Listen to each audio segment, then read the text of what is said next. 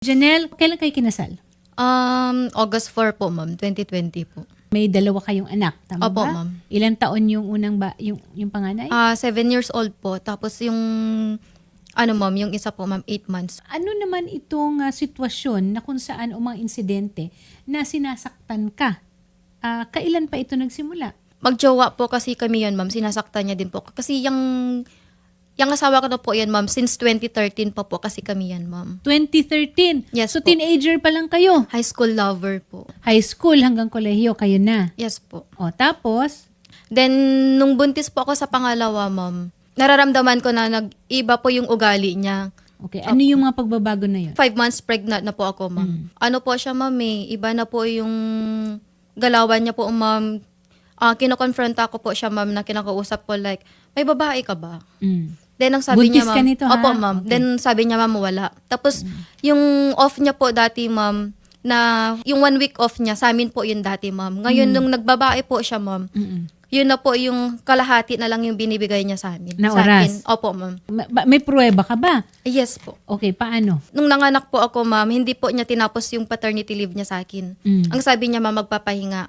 So ngayon, ma'am, tumawag po ako sa kanya nung akala ko nasa bataan na siya. Babae po yung sumagot. Nagngangalan pong Carla Jean Bolivar Arcenas po, ma'am. Paano mo nalaman na yun ang pangalan niya? May kaibigan po kasi siyang Pinky Guanson, ma'am. Nag-away po kasi sila. Siya, yung Pinky Guanson, ma'am, siya po yung kasakasama nilang sa mga kalokohan nilang dalawa. Nakausap mo ba itong Carla? Nakausap ko na po yan, ma'am. O anong sabi Then, niya? ang May sabi niya, relasyon na ma'am, sila? yes po, ma'am, inadmit niya po sa akin lahat, ma'am. Okay. So ano ang gusto mo mangyari ngayon? Ipapadismiss po yung asawa ko, ma'am, at Okay, so ipapakulong. kakasuhan natin. Opo. Unang-una kasi dahil doon sa pananakit. Yes Tama po. ba? Merong pananakit. Yun bang pananakit niya? Well documented ba ito? Meron ba tayong medical nito? Report? Blatter po, ma'am. May nagpa-blatter. Opo. Kakailan ito nangyari? Yung isa po, ma'am, August 26 po. Basta mga last August. year? Yes po, last year po, lang ma'am. ito. At ang Tapos pinaka-recent, no December 24 po, ma'am. Yun po yung kinuha niya yung baril niya, ma'am. Then inuntog po sa akin. Witness din po yung anak ko, ma'am, actually. Alam niya po yun lahat ng ginawa ng papa niya okay, sa akin. ikaw ba ay nagpabarangay dito? Yes po, ma'am. Kailan mo siya huling nakausap? Nung isang gabi po, ma'am. Kasi nakikiusap po sana ako sa kanya, ma'am, na kunin niya po sana muna yung mga anak niya. Kasi naka-off duty po siya, ma'am. Yeah, Opo, ma'am, ganun. kasi yung duty niya po, ma'am, 2 days off at 2 days duty. So, binilang ko po, ma'am. Ang off niya po, ma'am, nung Sunday, tapos kahapon, sana, ma'am. Tapos ngayon po kasi, ma'am, birthday po kasi ng babae niya. Parang feeling ko, ma'am, inadjust niya po yung, inadjust niya para Okay, para makapunta siya sa magkasama sila. Opo, ma'am. Okay. Kahit na umalis siya, nagpatuloy ba siya ng pagbibigay ng sustento o hindi? Nagbibigay naman po siya, ma'am, 4,000 every cut-off po, ma'am. Tapos nung last cut-off po, ma'am, parang nafe-feel niya na po, gagawin May na po. gagawin ka? Opo, ma'am. Oh. Then tinaas niya po ng 6,000 naman ngayon. Okay, so hindi tumigil ang pagbibigay ng Yes po sustento. naman. Na noon ba, bago siya maging pulis, meron na kayo naging issue? Yes po, ma'am. O so ano yun?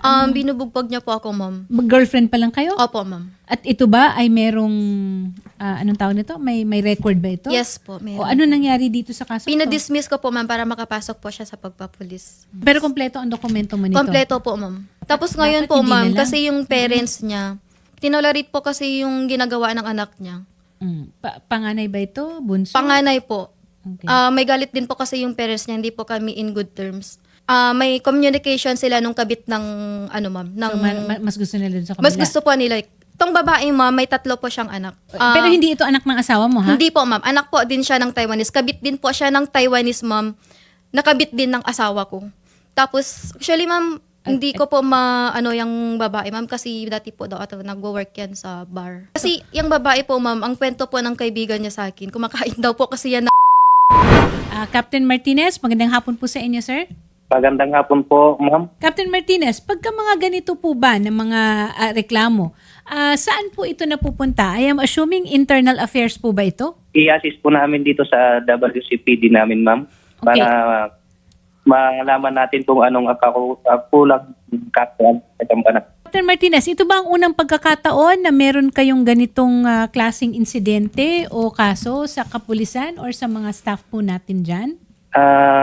Dito po sa Southern Northern, yan po yung unang kaso na naidulog sa atin, ma'am. Siguro naman makakaasa kami, Captain, na mabibigyan ito ng sapat na maimbestigahan ng maayos. Yes, ma'am. Yes, ma'am. Papuntahin na lang po dito sa aming office, ma'am, at i-assist po namin siya, ma'am. Janelle, humarap ka na ba dito sa Southern NCR Police Station? Actually, ma'am, pumunta na po ako sa headquarters po ng Maritime dito sa NCR, ma'am. Okay. So sa headquarters. Oo, bakit doon ka pumunta at hindi mo na dito? habulin ko na lang po sana siya sa sustento, ma'am. Magpadagdag po sana ako, ma'am. Okay. Pero tong asawa ko, ma'am, nagmamatigas po. Then, ang sabi niya po sa akin, ma'am, dun sa assistant po ni RD, ma'am, yung sa regional director po. Tinanong ko po kasi siya last time, ma'am, kung asan po yung ATM niya. Then, ang sabi niya po sa akin sa harap po nila, ma'am, na isampal niya daw sa akin po yung ATM niya, ma'am. Sa harap ng Yes po, RD? ma'am. Yes po, ma'am. Anong ginawa ni RD? Hindi naman po sa assistant po ni RD, ma'am. Then, nung sinabi ko po kay RD, ma'am, pinagalitan po siya. Actually, Okay. meron po din si, ma'am, May si report. Captain Martinez po that time, ma'am. Captain Michael Martinez, na-witness mo ba ito? Nung time na yan, ma'am, ay nandun po ako at yun na nga po, ma'am, pinagalitan po ng aming regional chief nung sinabi ni Patrolman Cruz na isampal yung ATM sa mukha niya. So sa harap ninyo, ikaw na supervisor niya, nakuha niya at sa harap ng assistant ni RD, nakuha niyang magsalita ng ganyan? Ma'am, nung nagsalita ng ganun, ma'am, ay wala po kami na RC, ma'am, sa harap nila, ma'am. Iba yung kausap nila noon, ma'am. Okay, pero may first-hand information kayo. Nung sinabi lang ni complainant, ma'am, doon sa harapan po namin na yun daw yung sinabi ni Cruz Okay. sa kanya. Nandoon ba sila? Wala po si sila Sir doon sa- Martinez. Pero opo, ma'am, si assistant lang po ni RD ang meron that time, ma'am. At si Sir Garo po, ma'am, yung deputy po ata nila. Okay. But be that as it may, Captain Michael Martinez, very credible naman. Kasi may witnesses tama ba? Yes, ma'am. Yes, ma'am. Okay, and it does not speak well at all of an officer and a gentleman or even of a man in uniform. Tama, Sir Michael, Captain?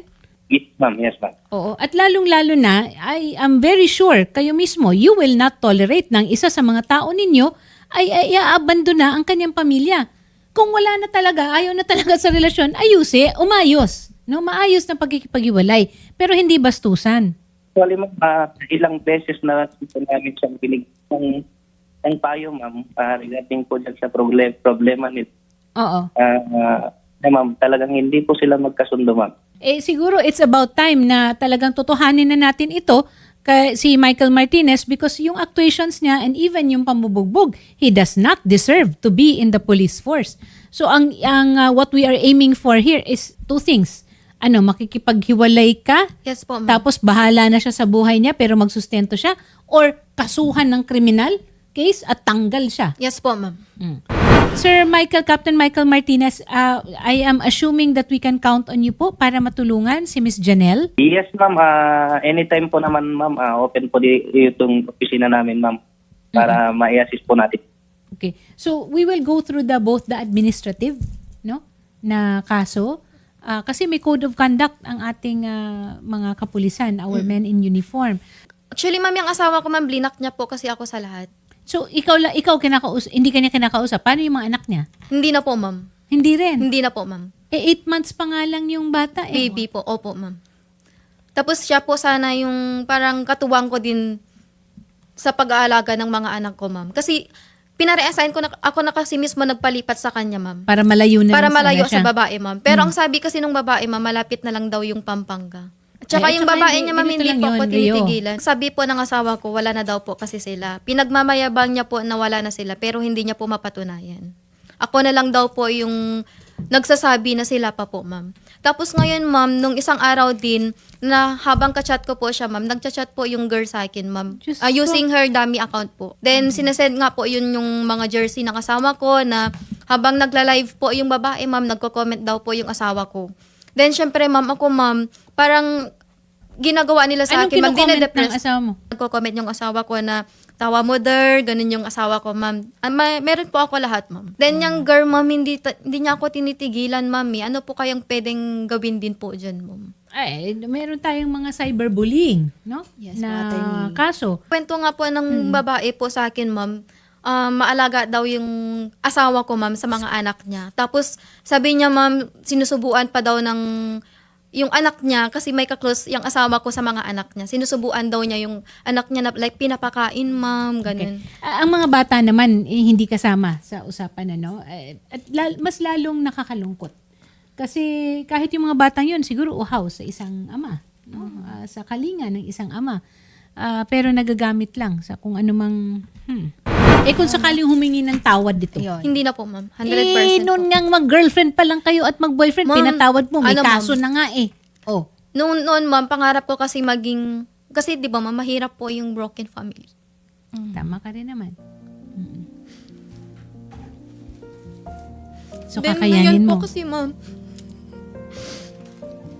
parang, mamang hirap po ng simula nung pregnant po ako hanggang sa panganganak. Mamuntik po ako namatay. Dahil nabinat din po ako. Dahil, ang sabi niya po sa akin nung nalaman ko na, ma'am, nalaman ko na may babae na siya. Na-confirm ko na, ma'am. Then, mas pinili niya po yung babae, ma'am, kesa sa amin. Saan ba niya nakilala ito? Ma'am, yung kaibigan niya din kasi sa bar daw po yan, ma'am. Yung kaibigan niya na isang polis. Sila po yung nagpakilala sa kanya. Nung nasa Bataan po siya, ma'am, ma'am, tawag dito, alam din po ng mga kasamahan niya na pulis doon kasi may itong babae, ma'am, may sasakyan. Bigay po ng Taiwanese doon sa mga bata. Ginagamit po nila yun, ma'am. Ako. Then, inuuwi Okay. daw po yan ng asawa ko. Tapos tong girl, ma'am, tong si Carla, umuwi na din daw po, pumunta na din daw po sa istasyon. 2 beses daw po. Parang siya yung asawa? Ay, Yes parang, po, ma'am. Feeling, po kasi yan, ma'am, feeling legal na po kasi siya, ma'am.